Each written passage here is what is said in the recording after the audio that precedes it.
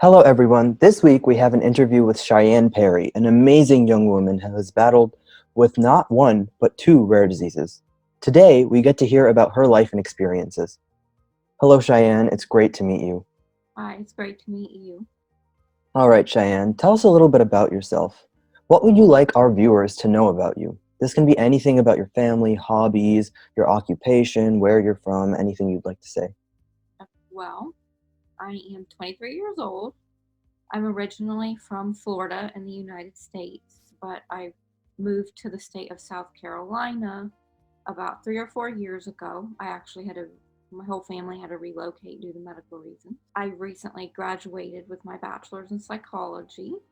So right now I'm going to eventually pursue my master's, and I want to be a counselor who specializes in chronic and terminal illness. But for now, I'm writing for a medical company who creates brain training games for patients with dementia and various neurological diseases. Wow, that's really cool. You sound like you have a lot planned for yourself. Yeah. That's really awesome. Now, what's interesting about Cheyenne is that she has not one, but two rare diseases, along with the shocking number of complications resulting from these. Cheyenne, would you mind telling us the story of how you were diagnosed? That's a loaded question or story. So I've had symptoms since birth, but the first diagnosis was Ehlers-Danlos syndrome and EDS for short. And EDS is a genetic condition that is caused by a defect in one of the collagen genes. And collagen acts as the glue that basically holds the body together. So 80% of the human body is made of collagen. It forms the organs, the skin, it's what holds the joints in place. And so one of my first symptoms was like when I was learning how to walk, I stumbled and dislocated my elbow, like with hardly any trauma. And so I had injuries like that growing up, and I was always very hypermobile because the joints don't stay in place very well. EDS, aside from joint complications, it messes up the autonomic nervous system. So as I aged, I would notice like I would stand up and sometimes I would faint and have my heart would beat too fast. And so then I was diagnosed with something called postural orthostatic tachycardia syndrome. And then I started having all of these GI issues. And whereas before I could eat anything that I wanted, and yeah, I might be a little nauseous or have issues like that, I kept throwing up and ended up having to have a surgery where they wrapped part of my stomach, or they took part of my stomach and wrapped it around my esophagus. And that kind of surgery kind of just set off a ton of extra issues. It exacerbated all of my underlying conditions. And eventually I was diagnosed with gastroparesis too, which means that my stomach is paralyzed. And that's why I was having such issues eating. So I was lucky if I was consuming 250 calories a day. I was put on all liquid diets, and eventually that wasn't even working. So when I was 15 or 16, I got my first feeding tube, and I had one that goes through my nose. So I had this tube was shoved up my nose. It went down my throat, into my stomach, past my stomach, into my small intestines, and I was fed that way for a long time until I had the surgical feeding tube placed in my abdomen. And again, that also worked for a long time until I started having random allergic reactions. And that was really when my life changed. Um, they did a scope and went up my intestines and found that I had too many mast cells. And what mast cells are, they are allergy cells. And so, normally, like if you get bit by a mosquito, the red itchy welt that pops up, that's a histamine response provoked by mast cells. But my body was basically perceiving everything as a danger or an allergen. So even like all the foods and my feeding tube formulas, I would start going into these full body allergic reactions that would start closing up my throat, and I would need an EpiPen. So they said that I had something called mast cell activation syndrome caused from my Ehlers-Danlos syndrome. Mast cells, they live in collagen, and because the EDS is a collagen defect, sometimes those cells can just go rogue. Aside from foods, I also started reacting to perfumes and lotions and even people's hand sanitizers and laundry detergents. So that was a huge change that my family and I had to make, because not only did I have to change all of the products that I normally used, they did too, or else they couldn't be around me. It was very difficult to learn what I tolerated and what I didn't. And the thing about mast cell diseases is that the triggers change. You could eat or be around the same trigger in the morning, and then the same thing would happen again at night. And while you were completely fine earlier in the day, at night you could be in the back of an ambulance on your way to the hospital. So then, as I got a little bit older, we got the mast cell disease under control by putting me on a continuous diphenhydramine infusion. And diphenhydramine is basically a fancy word for Benadryl. So I was admitted to the hospital for 8 months trying to get these reactions under control. And what they did is they placed a central line in my chest right here, and I was given IV Benadryl 24/7 in small doses though.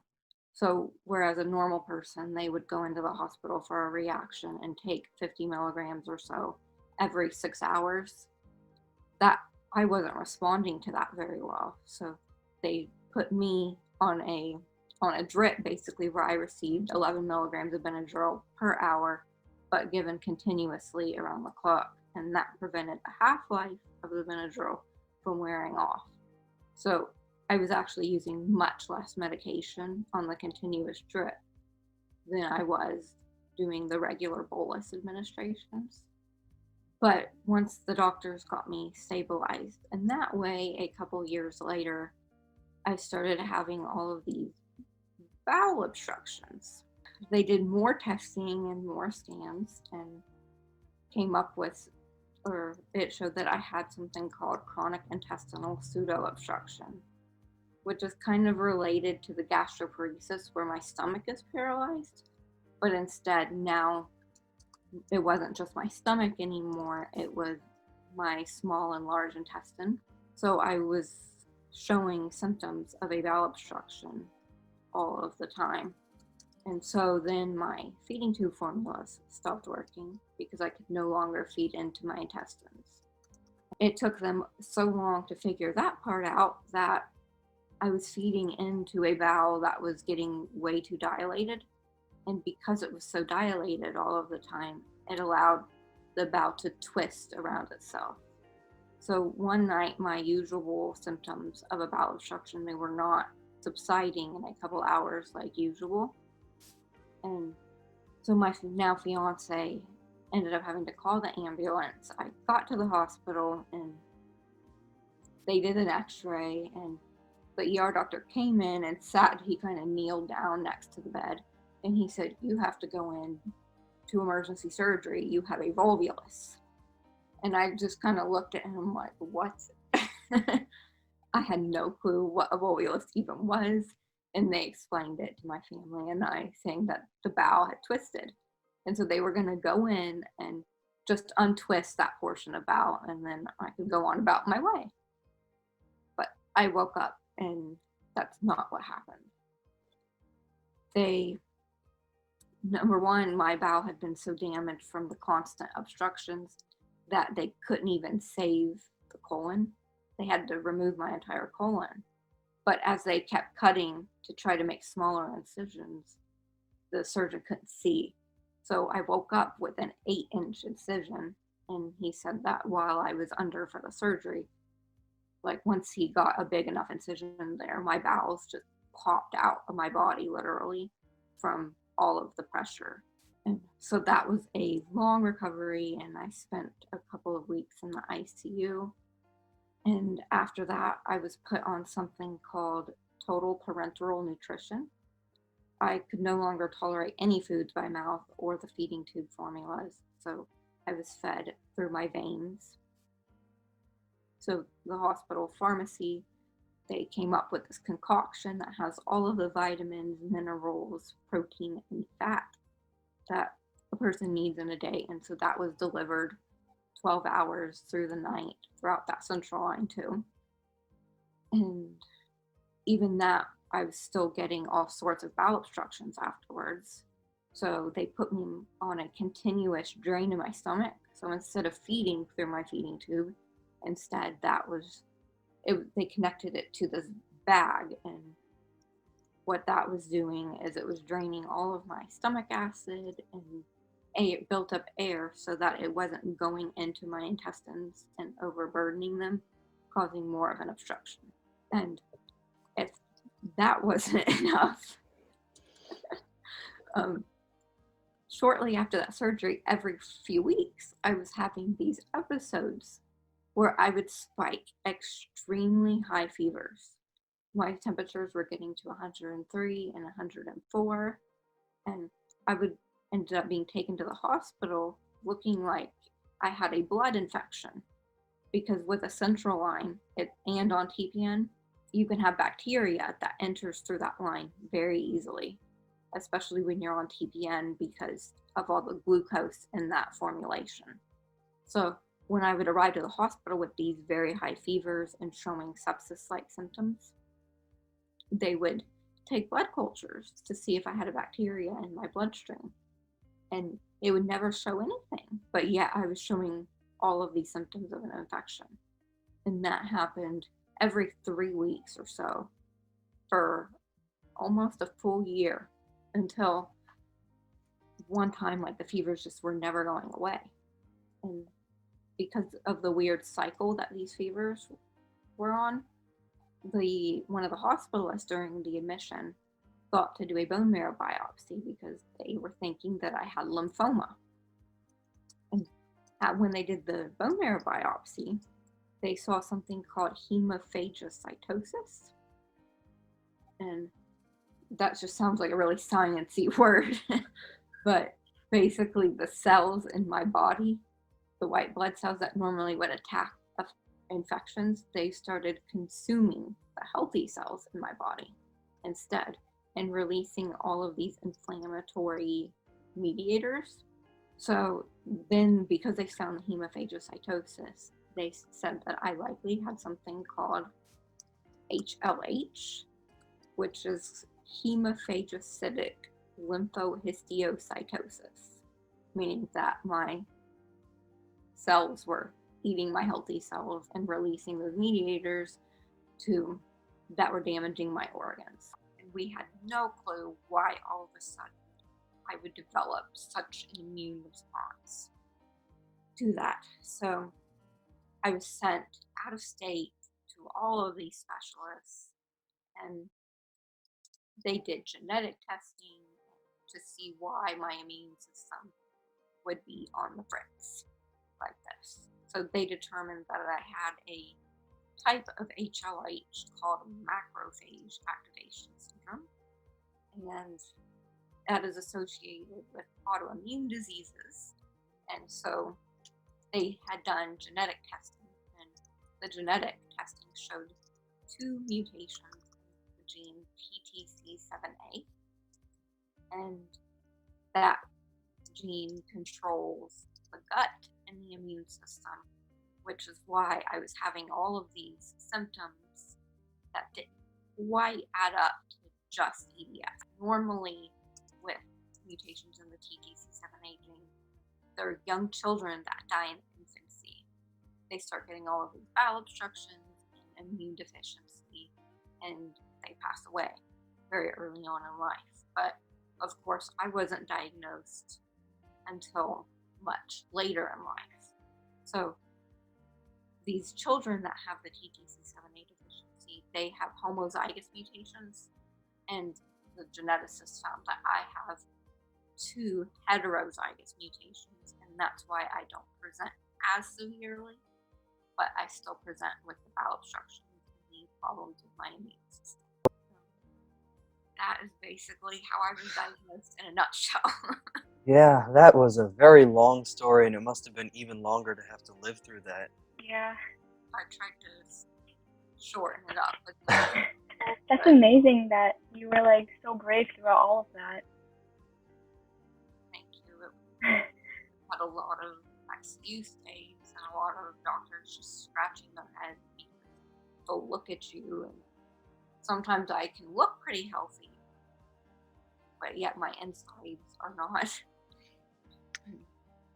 So a lot of them will say, "Oh, you're too complex," and that they're not specialists, and so then they'll just send me on to the next doctor who will essentially do the same thing. "Oh, you're too complex," and it's taken 22 years to kind of figure out everything, but thankfully we have. Yeah, that is amazing. That was a really long story, and I honestly have to say that that's one of the most complicated cases I've ever heard. And it's amazing that you've been able to make it through to this, like, and you've started doing so much too, like especially with your website and everything. It's really amazing, all you've been through and how strong you've been throughout it all. Well, thank you. Right now, I'm actually waiting on a small bowel transplant evaluation Oh, because the TCTC7A and the EDS, the combination of the two, has just damaged my bowels so much that there has been some success with transplanting the small bowel, and it would, and my liver too, because I was just in liver failure. But thank God the transplant specialist found a medication that has improved my numbers a lot and bought me quite a bit more time to figure all of this out and what the next steps are going to be. yeah, that's really amazing, and I'm really glad that your situation is a lot better now, especially now that you've actually gotten your diagnoses and now that you're looking forward, especially with things that could go right for you. All right, on to the next question. How would you say your family was impacted by your condition? This can be on anything from like a financial scale, or it can be like an emotional scale, any impact that your condition had on your family. Well, firstly, it's definitely financial because while trying to get all of these diagnoses, one doctor would just send me to the next one and the next one and the next one. So I've had to travel out of state a lot, and that someone has to pay for it. So my grandparents have ended up having to help my parents pay for that, and we've had churches offer to help out, thankfully. And so my mom had to quit her job when I first started getting ill around age 12. That was the point where things got bad enough that I was having to go to hospitals a lot. And so she used to be a teacher assistant, but she had to quit to stay home with me and take care of me. So then that was putting the family only on one income, and while trying to juggle all of these medical bills and trips. But I would say the biggest impact on my family has been from the mast cell activation syndrome portion of it, because all of the products that I can no longer be around, foods, even if I don't consume the food, just the proteins of certain foods in the air would send me into anaphylactic reactions. So there was a point at my worst with the mast cell portion of this anyway, where my parents couldn't even cook inside the house. They had to turn our garage into a kitchen to be able to cook the foods that they wanted and eat them without endangering my life. Family gatherings have become difficult, because while my immediate family understands, you've got distant aunts, uncles, cousins, you can't control everything. So whereas before we would go to my grandma's house on Thanksgiving and Christmas, once I was diagnosed with the mast cell activation syndrome, I couldn't do those things anymore without the whole family having to cater to me, and that's not fair that they can't enjoy their holiday just because I can't be around all the perfumes or foods cooking, things like that. Yeah, that's a lot. And especially, I think that there's a lot of things that most people wouldn't anticipate you having to deal with. Like they'll have to think, oh, so many hospital stays, or they must have cost a lot of money. But you experienced a lot of things that most people wouldn't even realize you had to live with. And just adding on to that note, obviously your condition has prevented you from living life as most people would, like especially in your education, it definitely would have impacted that, and other things like that. But in particular, are there any things that most people take for granted that you are incapable of doing, or that your conditions have made it much harder to do? I would say eating and just being able to sit down on a regular night and eat dinner with your family. You never realize how special that could be until you lose that ability. Yeah, definitely. There's a lot of things that people take for granted, and I think that's one of them. And the fact that that's not something that you were able to do for a really long period of time and that you still struggle with is really challenging. Now, on to brighter news. You're getting married in November, right? If November 7th. Wow, that's really great. I'm assuming you're very excited for that. Yes, it's been difficult trying to plan the wedding between making sure everybody becomes safe and not doused in colognes and perfumes and set me off on the wedding day, but also in the middle of a pandemic. Yeah, yeah, definitely navigating both of those is really difficult. How has your disease and your conditions impacted your experiences with your marriage? So my fiance and I, we've been together since I was 15. We were high school sweethearts. We met in algebra 2 class. So he met me when I was still relatively healthy. I guess I'll say that term lightly. I got my first feeding tube 3 months into our relationship. So it's kind of something that we've had to grow up with together. And I think that, like, when I first got really sick, a lot of my friends kind of ditched me. They would stop calling to hang out, and all of these people knew me when I was healthier. And so then all of a sudden things changed, and then they didn't know what to say. Oh, I was so young too, and I think it was just a reminder that they could easily be in the same situation, that they're not the invincible teenagers that they thought they were. And so all the people that I had met like after I had become sick, they kind of just accept it as it is. And so that was the way it was with my now fiance. He never knew the really super helping me.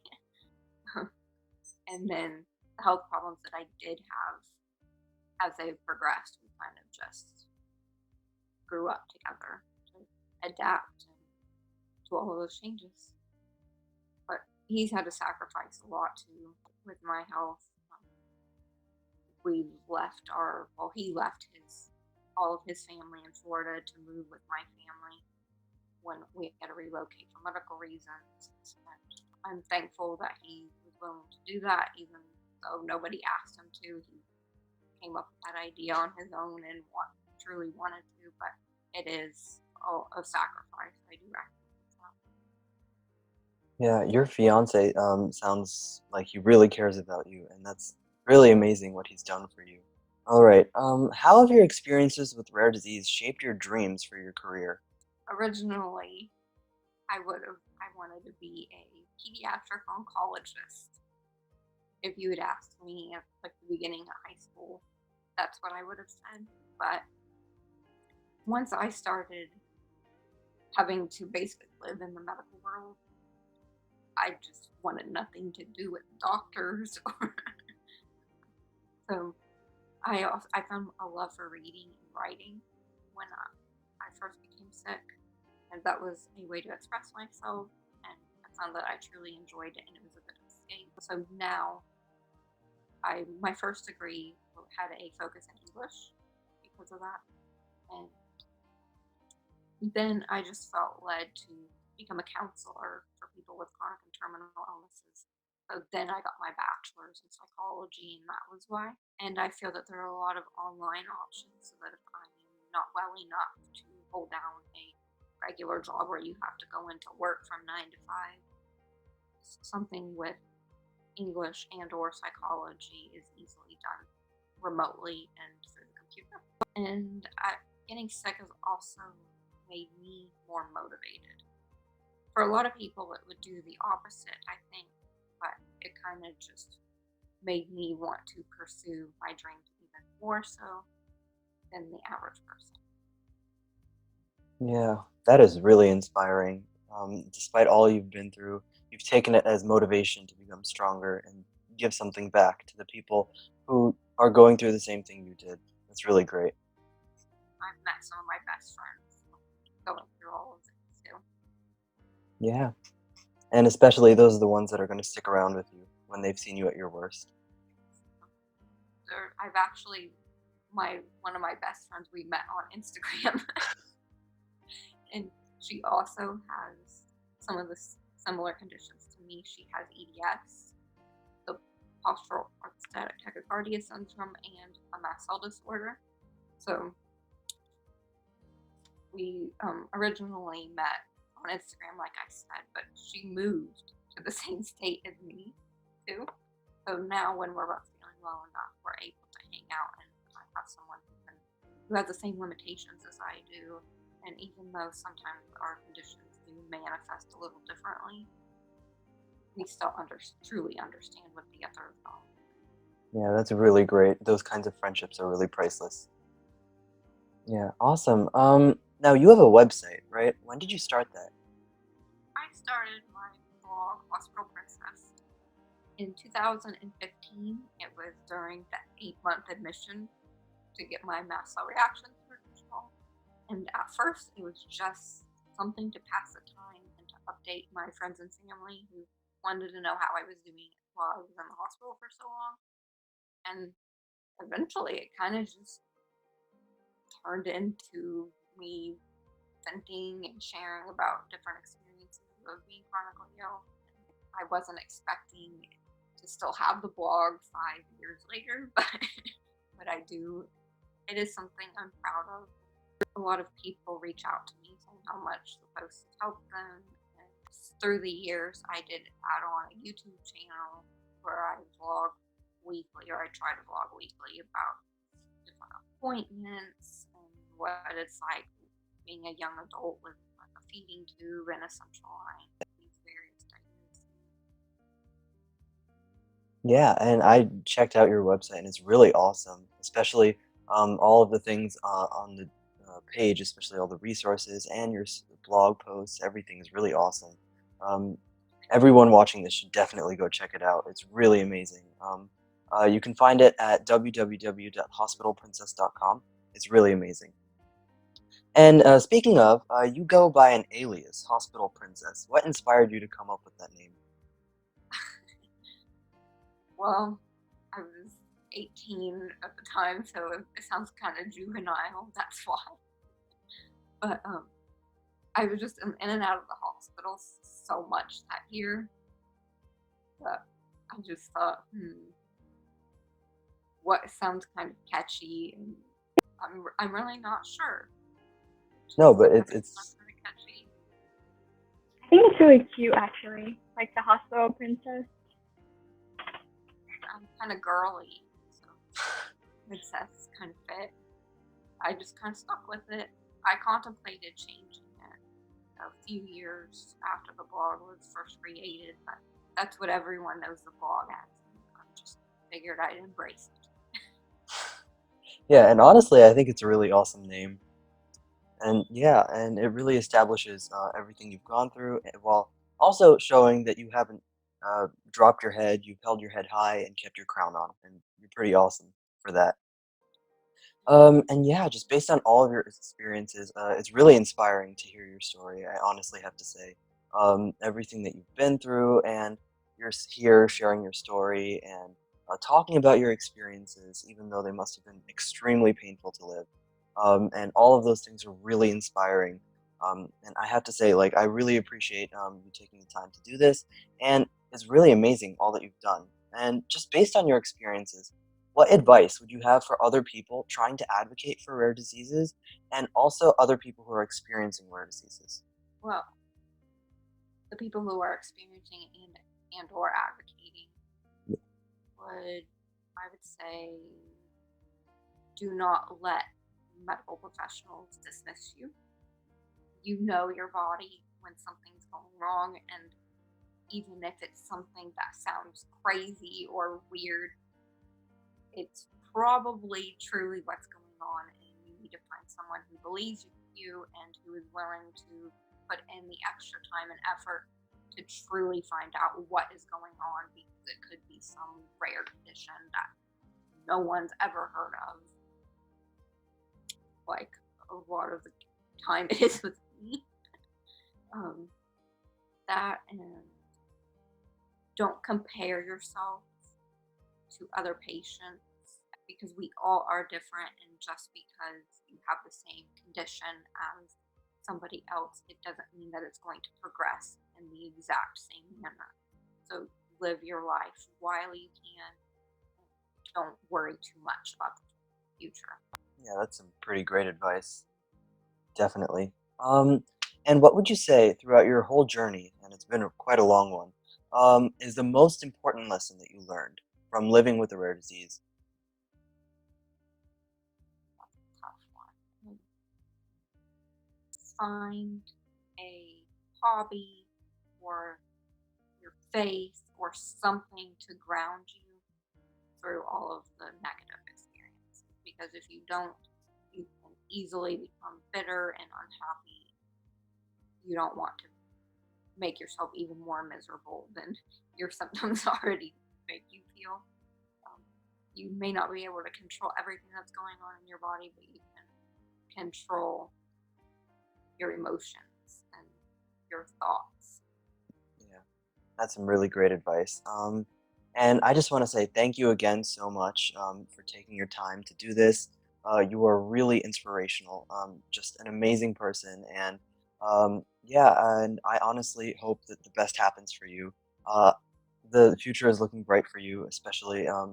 I really wish you the best of luck for your wedding in November. Um, yeah, and overall, again, thank you so much.